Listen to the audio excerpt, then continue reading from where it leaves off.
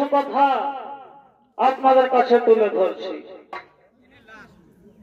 আশা করি আপনারা সকলে অবগত আছেন যে যুগে যুগে হিন্দু ধর্মমত শ্রী ভগবান নারায়ণ নানা রূপে অবতীর্ণ হয়েছিলেন এই ধরাধামে। ঠিক সেইভাবেই দ্বাপর যুগে শ্রীকৃষ্ণ নামে আবির্ভূত হয়ে দ্বারকা নগরী রাজ্য ভার গ্রহণ করে সেখানকার রাজাও হয়েছিল। প্রজা কল্যাণের জন্য অসুর নিধন করেছিলেন। অপরদিকে কি তাও তিনি রাধা রানীর সঙ্গ নিয়ে মনুষ্য সমাজে লীলা করে দেখিয়েছিলেন। একদিন রক্ষিণী সত্যভামা বড় মা রোহিণীকে জিজ্ঞাসা করলেন, বললেন, বড় মা, আমরা দুইজনের রূপবতী গুণবতী স্ত্রী থাকতে রাত্রিবেলা শ্রীকৃষ্ণ বালিশের মধ্যে মুখ ঢেকে রাধা রাধা বলে কাঁদে কেন? বড় মা বললে, তোমরা বলছো না এই রাধা তত্ত্ব কথা যদি শুনতে চাও তাহলে ঘরের ভিতরে প্রবেশ করে দরজা বন্ধ করে দাও। রাধা তত্ত্ব কথা চলাকালীন ঘরের ভিতর কেউ যেন প্রবেশ না করে, তা না হলে রাধা তত্ত্ব কথা বলা যাবে। তোমাদের ননদ সুভদ্রাকে বলো যেন দরজার সামনে দাঁড়িয়ে থাকে। রক্ষিণী সত্যভামা তাই করলেন। ননদ সুভদ্রাকে ডেকে বললেন, সুভদ্রা, আমরা ঘরের ভিতরে যাচ্ছি বড় মার মুখ থেকে রাধা তত্ত্ব কথা শুনতে, দেখো যেন ঘরের ভিতরে কেউ প্রবেশ না করে। এই বলে তারা ঘরের ভিতরে প্রবেশ করলেন।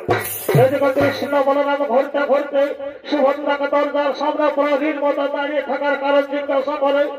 সুভদ্রা বলে, দাদা, বৌদি বড়মার মধ্যে কি যেন গোপন কথা আলোচনা হচ্ছে, এই জন্য ঘরের ভিতর প্রবেশ করছে, বাধা আছে। এদিকে শ্রীকৃষ্ণ খুব চালাক ব্যক্তি, সে বললেন, তাই নাকি? ঘরের ভিতর প্রবেশ করতে বাধা, কিন্তু শুনতে তার বাধা নেই। সুভদ্রা বলে, না দাদা, শুনতে বাধা নেই। তারা আমার তিনজনে লুকিয়ে লুকিয়ে সেই তত্ত্ব কথা শুনি। কৃষ্ণ বললেন, সুভদ্রা, বড়মার মুখ থেকে সেই রাধা তত্ত্ব কথা শুনতে শুনতে এক বিকট রূপ ধারণ করলো, চোখগুলো বলবল হয়ে গেল, হাত পাগুলো পকড়ে গেল, ধারণ করলো। এই দৃশ্য সমস্ত দেবগণ দেখতে পেল। তাই সে বলল, হে প্রভু নারায়ণ, এই দৃশ্য আমরা কবে দেখতে পাবো? শ্রীকৃষ্ণ বললেন, হে দেবগণ, এর উপর এই যুগেই হবে অবসর। এরূপ দেখতে পাবে কলিযুগে পুরী ধামে জগন্নাথ রূপে, অর্থাৎ জগন্নাথ রূপে। তাই মাননীয় দর্শক মন্ডলী, আমার মা বোনেরা, বাড়ি অগ্রগামী ছ নিত্যমানের ওস্তাদ আনন্দ মাহাতো নির্দেশিত ভজন সহিষী রচিত গিরিধারী শৈশব গরিত বাড়ি অগ্রগামী ছ সম্প্রদায় কর্তৃক পরিবেশিত শুরু হতে চলেছে এক ধর্মমূলক পৌরাণিক পালা, পুরী ধামের মাহাত্ম্য কথন হইতে। জয় জগন্নাথ।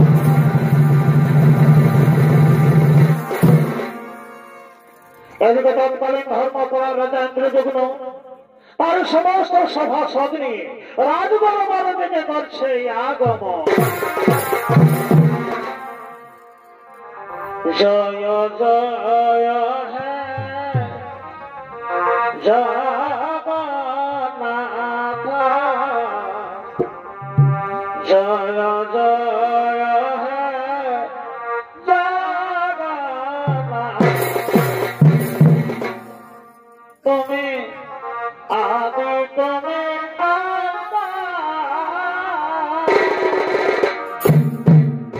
তুমি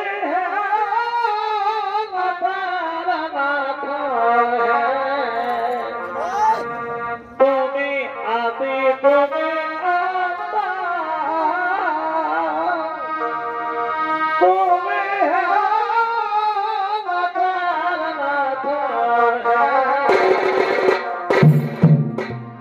তোমার কৃপায়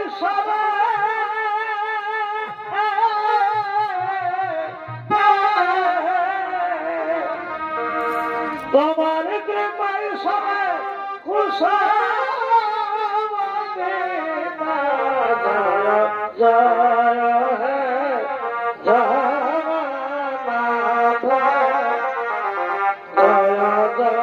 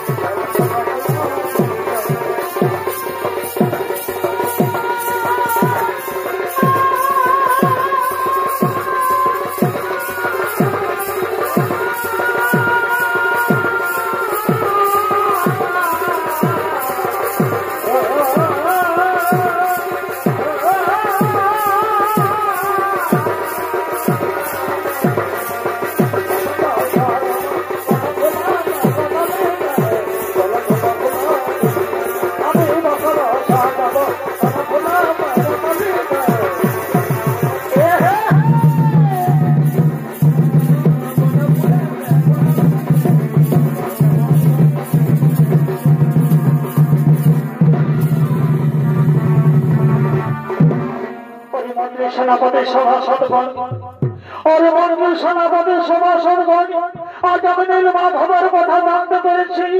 কি করে আমার প্রত্যক্ষ দর্শন হবে এই চিন্তা আমি আজ মর্মাহত। তোমরা কি পারবে আমার মনোবাঞ্ছা পূর্ণ করতে? মহারাজ, কোথায় নীলমাধব? কি করে তার ভোজন করতে হয় আমরা কিছুই জানি না। তাহলে কি করে আমরা সেই নীলমাধব দর্শন করাতে পারি মহারাজ? ওরে মন্ত্রী সেনাপতি সভাসদগণ, আজ আমি স্বপ্নে দেখেছি ওই নীলগিরি পর্বতের মাঝে রয়েছে নীলমাধবের বিগ্রহের মূর্তি। সেখানে গেলে বুঝতে পারবে কি করে তার ভোজন করতে হয়। কিন্তু মহারাজ, কিন্তু কি আপনি যদি আদেশ করছেন না মন্ত্রী সেনাপতি, অত সহজে নীলমাধব দর্শন হবে না। ওই বড় বড় দুর্গম পদে পদে বাধা বিপত্তি, সমস্ত বাধা বিপত্তি অতিক্রম করে তোমরা কি পারবে না নীলগিরি পর্বতের মাঝে? মহারাজ, অযথায় আপনি চিন্তিত হবেন না। আপনি হয়তো জানেন না আপনার রাজ দরবারে রয়েছেন এক বিচক্ষণ ব্যক্তি, যিনি সর্ববীর্যের সর্বগুণে সম্পন্ন। তিনি আর কেউ নন, তিনি হলেন আপনার আমাদের অতি পরিচিত আমাদের প্রিয় সভা কবি বিদ্যাপতি। ওই বিদ্যাপতি পারবে মাত্র আপনার মনের অভিলাষ পূর্ণ করতে। তবে আর বিলম্ব কেন? চলো ওই বিদ্যাপতির নীলগিরি যাত্রায় জল।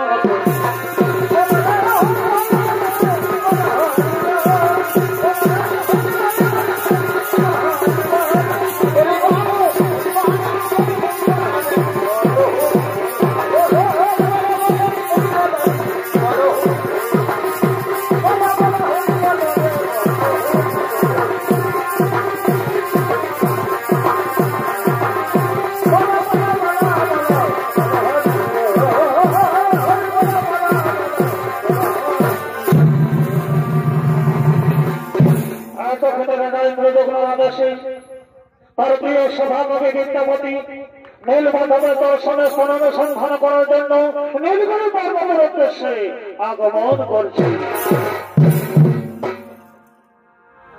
ওরে খাইতে ভালো ক্ষীরা ননি আর বাঁচতে ভালো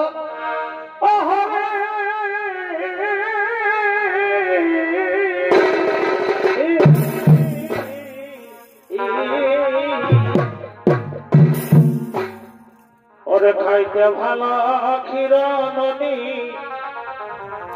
আর বাঁচতে ভালো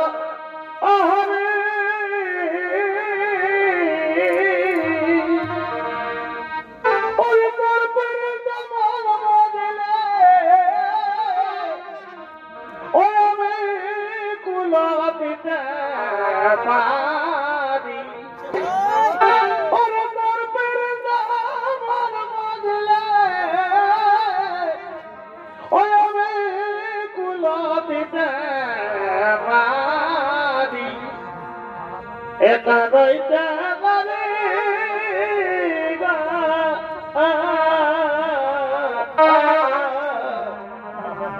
শীত ধরে না সবারি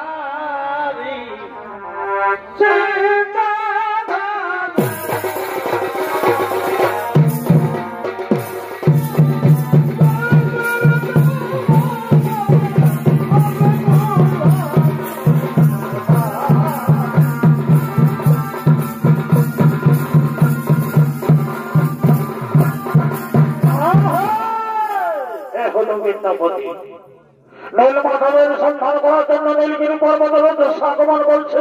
আর বিদ্যাপতির ভূমিকা নিয়ে যিনি নৃত্য পরিবেশন করে দেখাবেন উনি হলেন বাড়ি অগ্রগামী ছৌ নৃত্য পরিবেশন অন্যতম বলিষ্ঠ শিল্পী ওস্তাদ মঙ্গল চন্দ্র মাহাতো।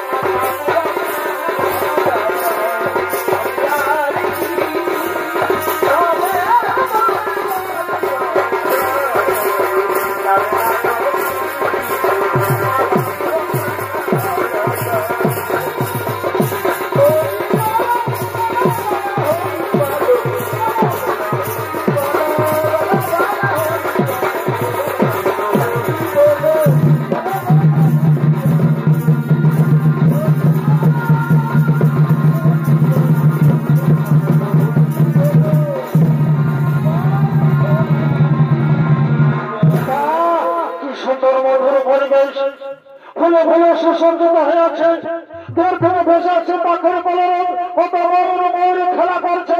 এটাই বুঝি নীলগিরি পর্বত।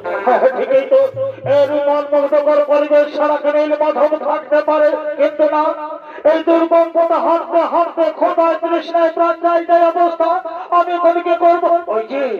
ওই যে দূরত্বে পুকুর দেখা যাচ্ছে, সেখানে জল পান করে আবার সংহার করবো নীল মাধবী।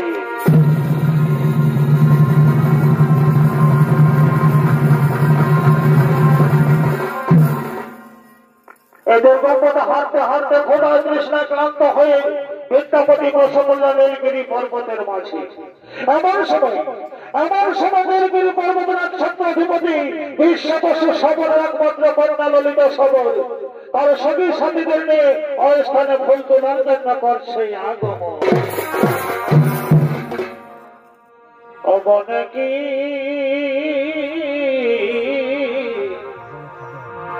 বনে কি ফুল ফুটেছে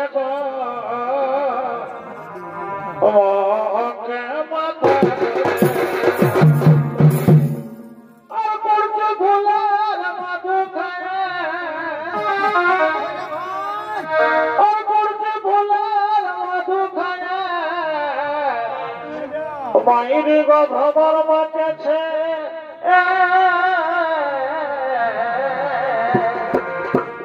বনে কি ফুল ফুটেছে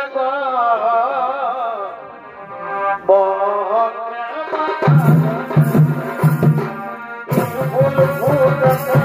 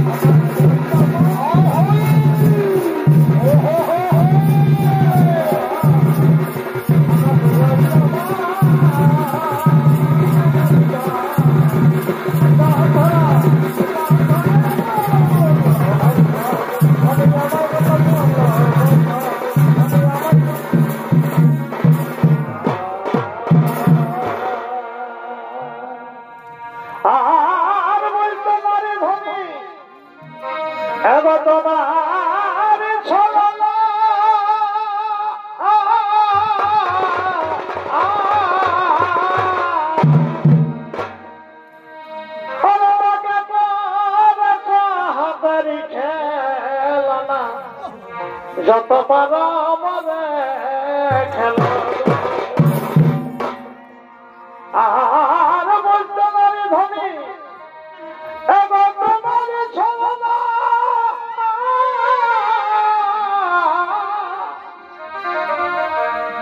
আর হয়েছে তোমার হাতারি খেলনা যত পারো আমারে খেলো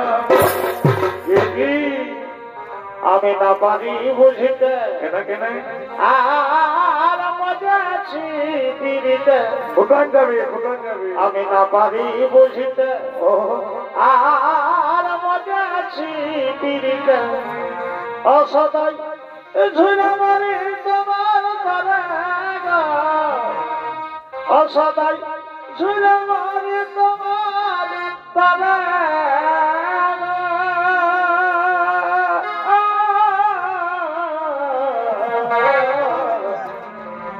আর কত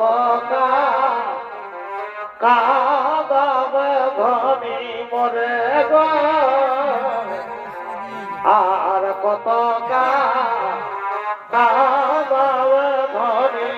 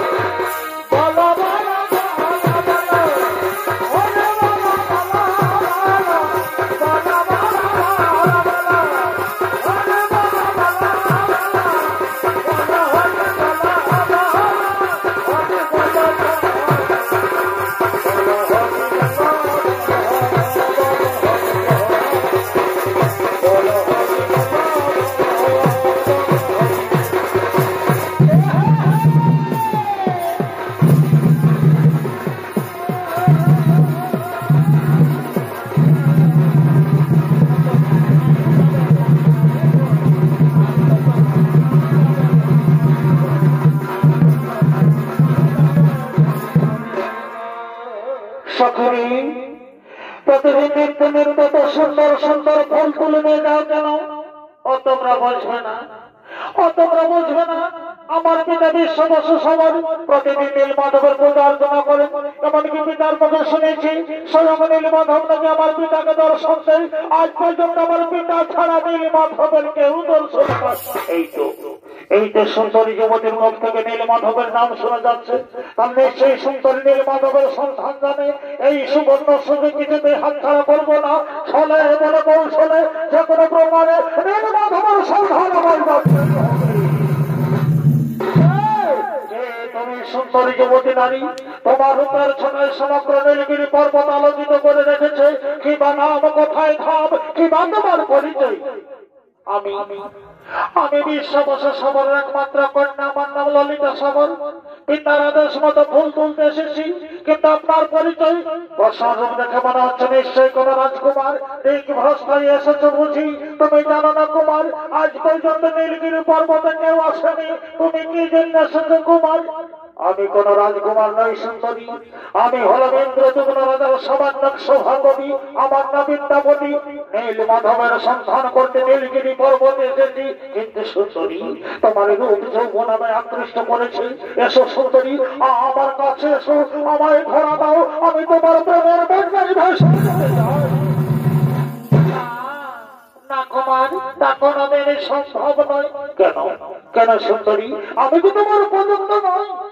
আমি সে কথা বলি না কুমার, আমি সে কথা বলি না কুমার। আমি যে সবর জাতি। তুমি ছয় না ছয় না, তুমি ছয় না ছয় না,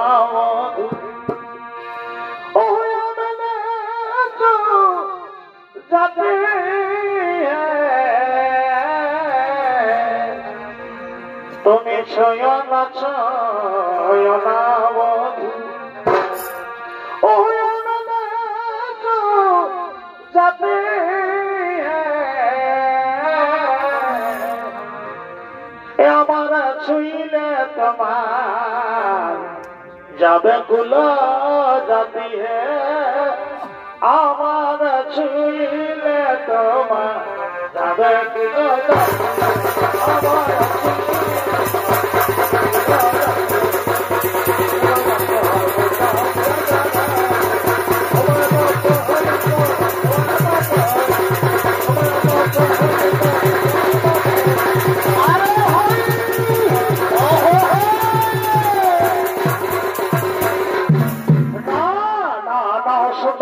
আমি কোন জাতি বিদ্বেষের পক্ষ নই আমি তোমাকে আপন করে পেতে চাই আমি যে কামো মানে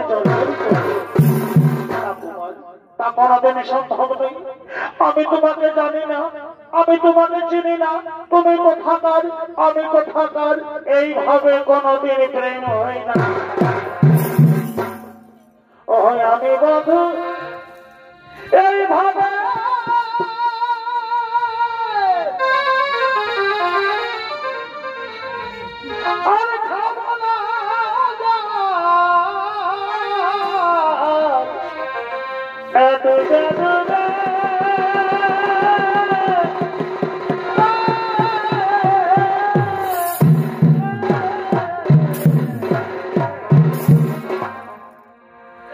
আমি বন্ধু এইভাবে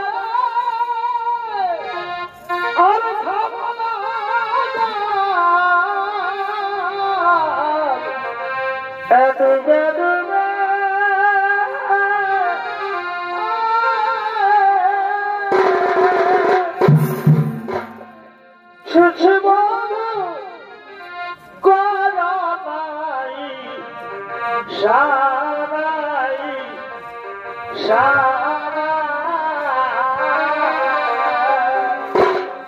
সারা শিল্পী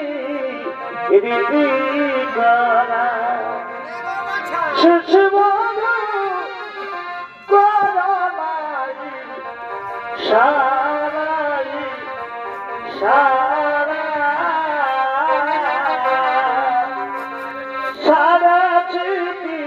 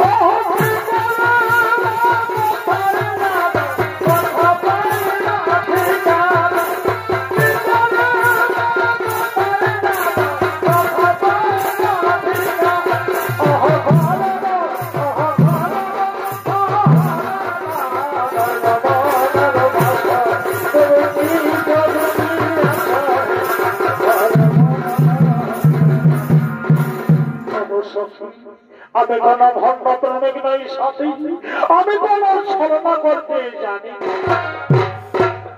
এ কথা বলো না সখী আমি চন্দ্রা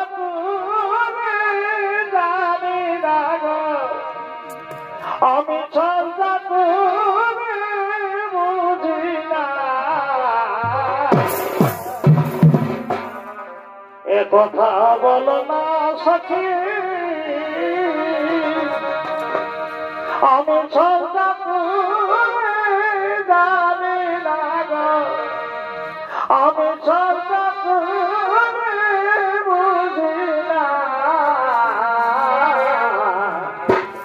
এগো জীবনে তোমাকে ভুলিব না জীবনে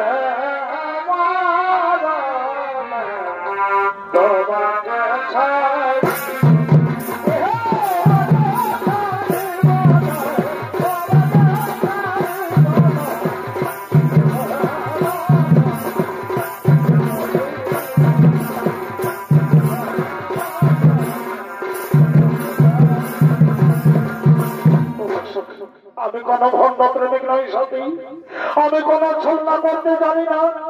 নীল মাধবের তোমার কৃপায় আজ আমরা একসাথে মিলিত হয়েছি প্রিয়তমা। আমার মনে হয় আমাদের মধ্যে পূর্ব জন্মের কোনো না কোনো সম্পর্ক আছে, তা না হলে কোনো বার তোমার প্রতি আকৃষ্ট হচ্ছি। এসো কি জীবনে মরণে সুখে দুঃখে একসাথে বর্তমান অঙ্গীকারবদ্ধ হয়ে প্রাণ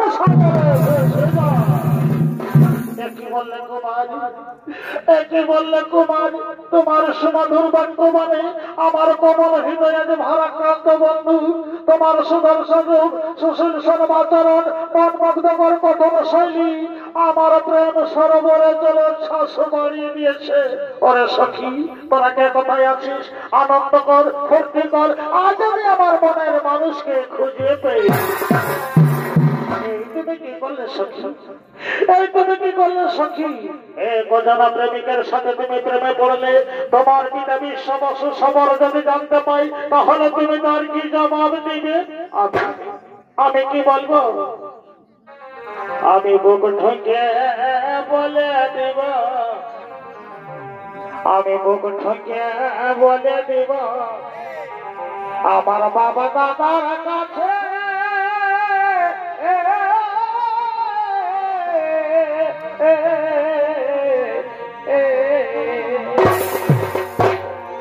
আমি মুখ ঠকে বলে দিব আমার বাবা দাদার কাছে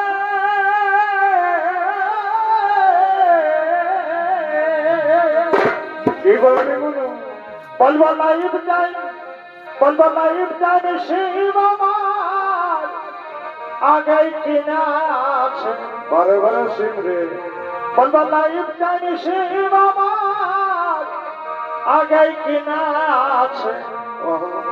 একবার আসুক না ফাগুন ঘরে লাগাবো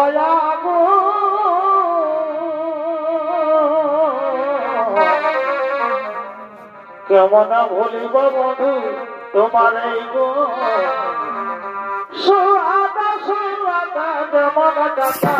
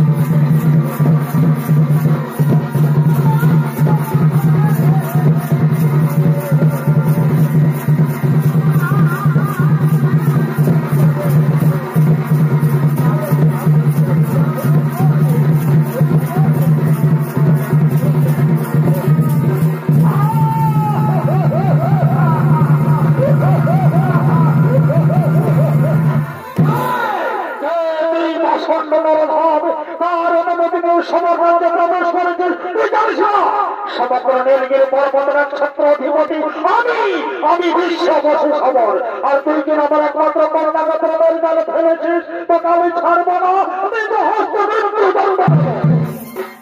অপরাধ মার্জনা করবেন সবর রাজ, অপরাধ মার্জনা করবেন সবর রাজ।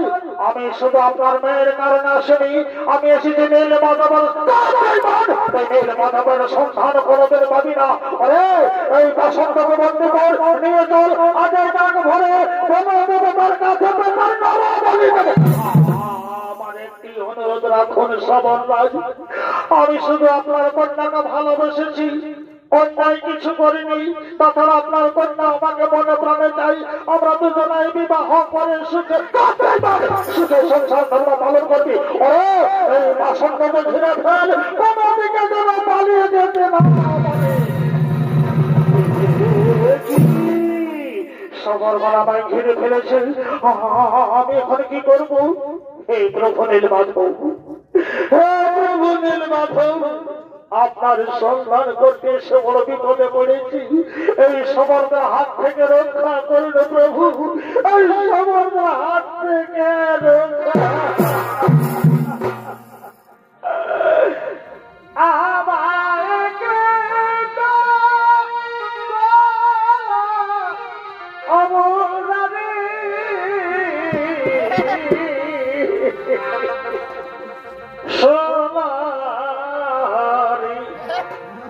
বড় বিপদ পড়েছি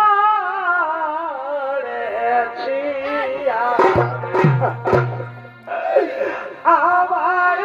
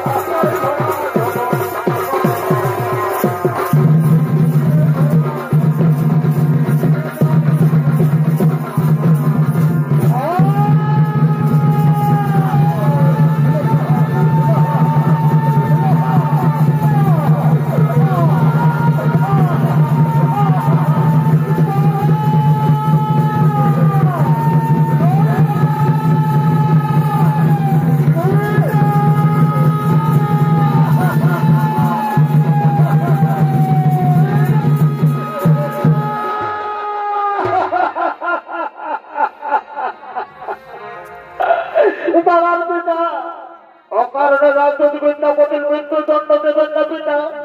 পিতা গো, যুগে যুগে ভালোবাসার জয় হয়ে আসে, আজকেও তার টাকা হবে না, আজকেও ভালোবাসার জয় হবে পিতা।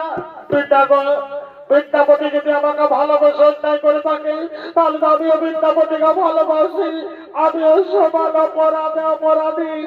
আমাকেও মৃত্যু দণ্ড দাও পিতা, আমাকেও মৃত্যু দণ্ড। না বাবা, এ কাজ আমি করতে পারবো না বাবা। নীলমাধবের পিতাই আপন বলতে তুই আমার একমাত্র আদর কন্যা, তোকে আমি কি করে মৃত্যু দণ্ড দিবা? ওঠ মা, যদি আমি নীলমাধবের একান্ত অনুগত ভক্ত, তবু কেন যে আমার মনে প্রাণে অহংকারী আসরিক শক্তি বিরাজ করতেছিল, তা তুই চোখের জলে ধুয়ে মুছে দিয়েছিস মা, আমার কান চক্ষু খুলে দিয়েছিস। বল মা, তুই আমার কাছে কি চাস মা? পিতা, পিতা গো, বিদ্যাপতি এবং আমার ভালোবাসাকে স্বীকৃতি দাও, মেনে নাও পিতা। আমরা দুজনাই বিবাহ করে সুখের সংসার ধর্ম পালন করবো পিতা। আর পিতা গো, বিদ্যাপতি যে কারণে নীলগিরি পর্বতে এসেছে, আমাদের ইষ্ট দেবতা, সেই নীলমাধবের দর্শনের স্থান তাকে নিয়ে চলুন। না না, এ কাজ আমি করতে পারবো না। আমি যে সত্যবতী, আমি ছাড়া নীলমাধবের সকালক দর্শন আজ পর্যন্ত কেউ করিনি, ওই স্থান আমি কাউকে নিয়ে যেতে পারবো না মা। পাগো, এই কথা ছেড়ে দিয়ে তুই যা বলবি আমি তাই করবো মা। তবে ঠিকই আছে পিতা, তবে ঠিকই আছে পিতা। রইল তোমার অহংকারে বড় অট্টালিকা, রইল তোমার রাশি রাশি অলঙ্কার, সব কিছু না করে চললাম আমি আমার মনের মানুষের সাথে। চলে বিদ্যাপতি, আমরা এক্ষুনি স্থান ছেড়ে চলে যাই। ললিতা, ললিতা,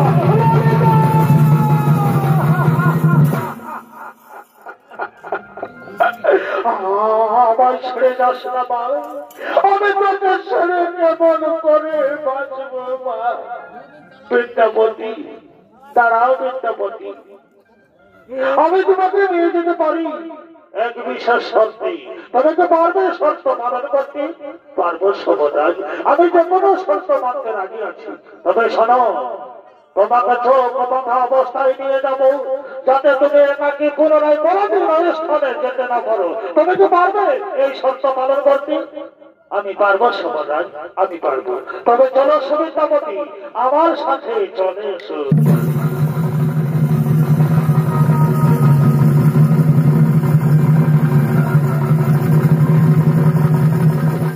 কারণ এবার সমন্ডলী বিশ্ববসী সমরের সহযোগিতা বিদ্যাপতি নীলমাধবের দর্শনের স্থান দেখার পর সঙ্গে সঙ্গে রাজা ইন্দ্রদুগ্নকে জানায়। রাজা ইন্দ্রদুগ্ন নীলগিরি পর্বতে গেলে নীলমাধবের দর্শন পেলেন না, হতাশ হয়ে ফিরে এলেন নিজের রাজ্যে।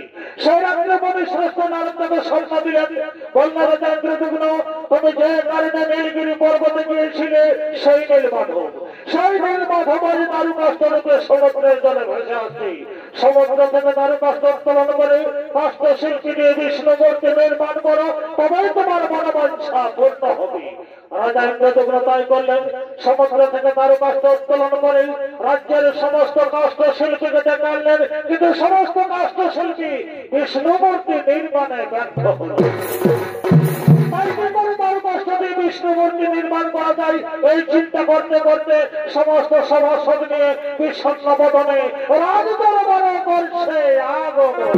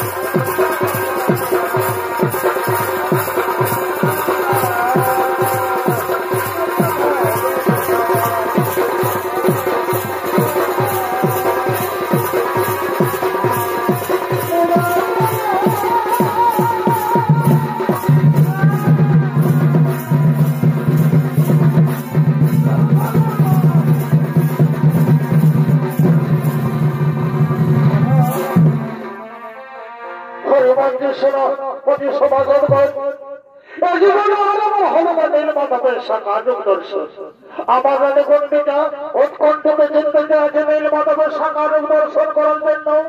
আরো বলেছে নীলমাধবের সাকার দর্শন না হলে সাধারণ প্রাণ এই সর্জন দেবে। আর আমার যদি কিছু হয় আমিও বাঁচব না, আমারও দেহান্তর হবে। রাজ্যের সমস্ত কাষ্ঠশিল্পী বিষ্ণু মূর্তি নির্মাণে ব্যর্থ হলো। তবে ঠাকুর আমার কাছে আরো পরীক্ষা চাইছে। শয়নের সকলে দিবারাত্রি ভজন পূজন করে আসছি, তবে কোনো ঠাকুর আমার প্রতি হনাচরণ করছে। তোমরা চুপ করে আছো কেন? বলো বলো, আমি এখন কি করবো? মহারাজ অজা ভাই, আপনি চিন্তিত হবেন না। ওই যদুর এক ব্যক্তি দেখা যাচ্ছে সদরাজ ভবনের দিকে আসছে। দেখা যাক উনি কোনো সুসংবাদ আনছেন কিনা। ততক্ষণ অপেক্ষায় আমরা বসে পড়ি। সকল সপ্তবশী প্রদুগ্ন রাজার দরবারে এগিয়ে আসছি। বাবুরা পান খাইছে,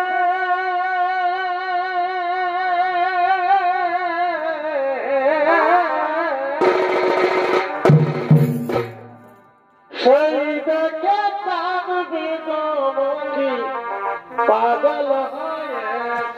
বাবুরা পান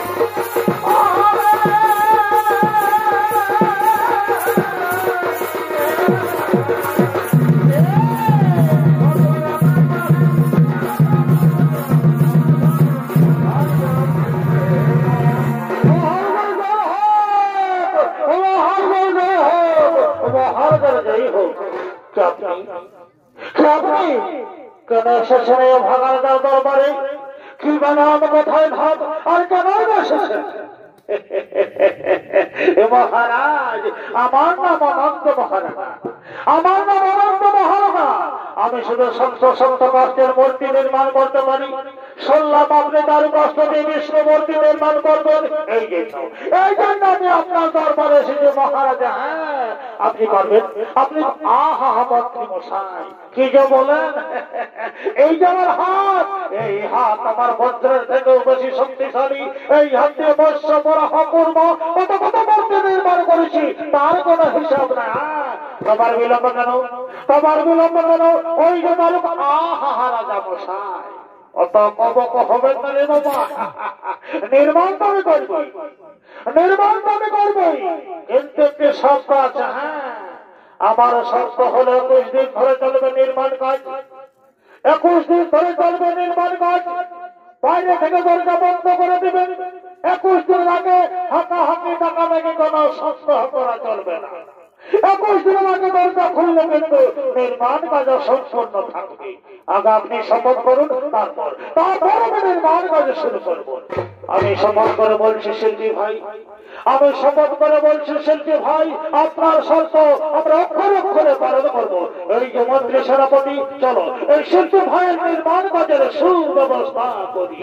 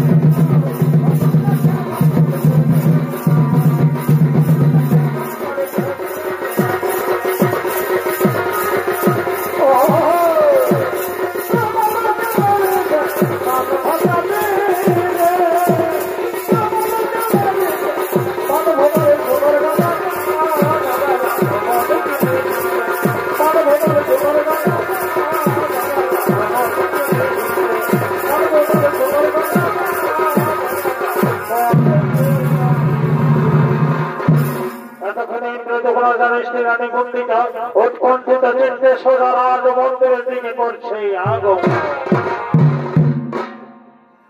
আমায় দাদা দেখা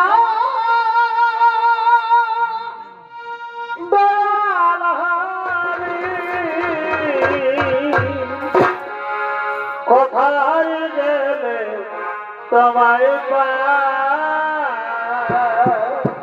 এই দ্রৌপদীর মাথু দয়া করে দেখা দিন প্রভু, দয়া করে দেখা দিন আমায় দাদা দেখা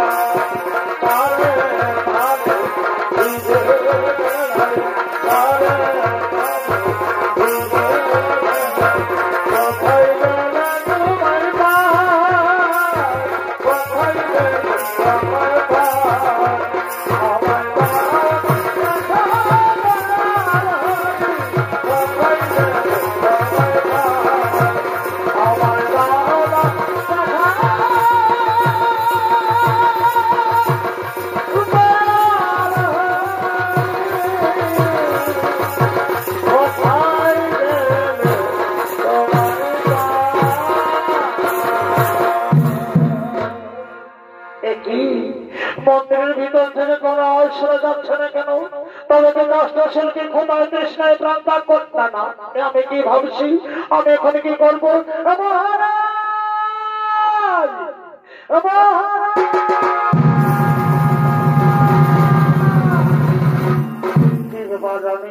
এত গোলমাল করছো কেন? মহারাজ, মন্দিরের ভিতর থেকে কোন আওয়াজ শোনা যাচ্ছে না। আমার মনে হয় কাষ্ঠশিল্পী ক্ষুধায় তৃষ্ণায় প্রাণ ত্যাগ করেছেন। আপনি মন্দিরে দ্বার খুলে দেখুন। না না রানী না, কোনোভাবেই মন্দিরে দ্বার খোলা যাবে না। আমি যে সত্যবন্দী হয়েছি ওনার কাছে, দেখো রানী, যে নীলমাধবের সন্ধান করার জন্য আমরা ততকাল অপেক্ষা করতে পেরেছি। আর তো মাত্র 5 দিন অপেক্ষা করো, তারপর প্রাণ ভরে দেখবো আমাদের আনন্দ ঠাকুরকে। তবে ঠিকই আছে মহারাজ, আপনাকে মন্দিরে দ্বার খুলতে হবে না। তবে একটি কথা মনে রাখবেন, ওই ব্যক্তির যদি মৃত্যু হয় তবে তার জন্য দায়ী হবেন আপনি মহারাজ, তার জন্য দায়ী হবেন আপনি। এটা তোর তাজা প্রাণ আজ 14 দিন ধরে অনাহারে আছেন, কি করে বেঁচে থাকা সম্ভব? দুনিয়ার সমস্ত নরনারী আপনার দিকে আঙুল তুলে বলবে এই রাজার কারণে অনন্ত মহারাজা মৃত্যু হয়েছে। সবাই আপনাকে তিরস্কার করবে, ঘৃণার চোখে দেখবে। আমি সেটা বেঁচে থাকতে মেনে নিতে পারবো না মহারাজ।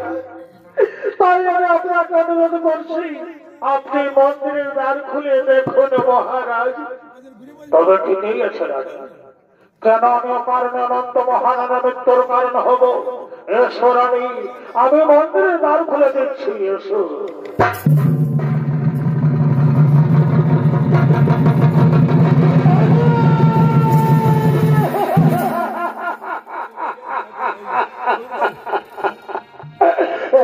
আমি কি জানিস প্রভু, আমি কি করলাম প্রভু, আমাকে ক্ষমা।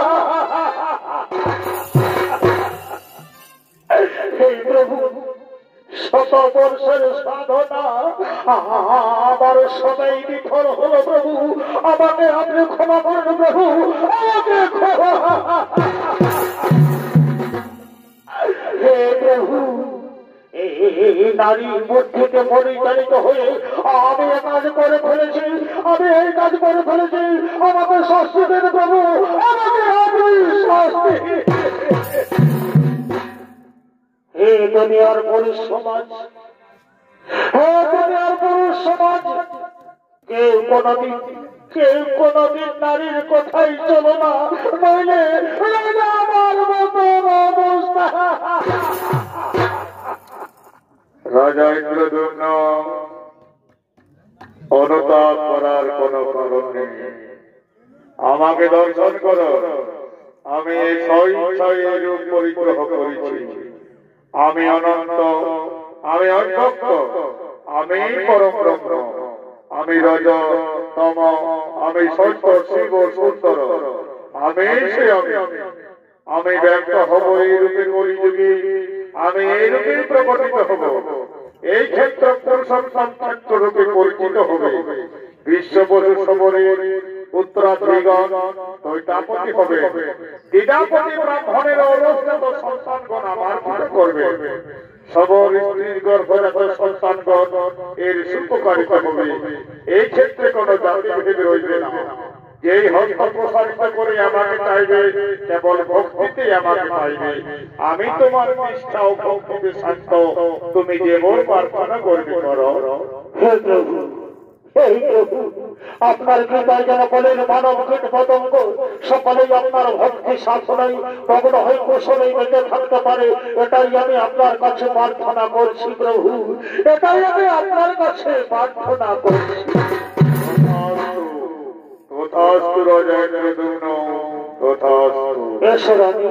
আরাধ্য ঠাকুরে আমরা আরাধনা করি। কে আছে ত্রিজগতে তাকে করে পরাজয়, কে আছে ত্রিজগতে তাকে করে পরাজয়। জয় জয় জয় জয় জগন্নাথের জয়, জয় জয় জয় জয় জগন্নাথের জয়।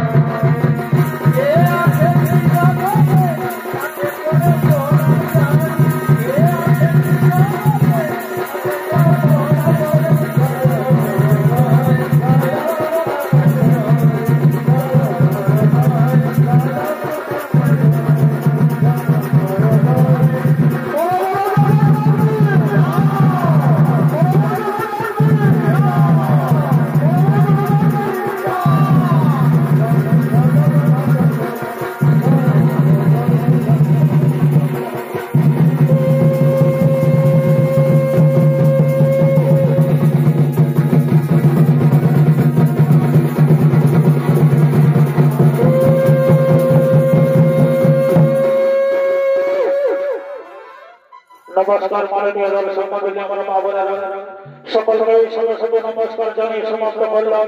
হরি ধামের মহাত্ম কথন হইতে জয় জগন্নাথ, জয় শিব শম্ভু, জয়।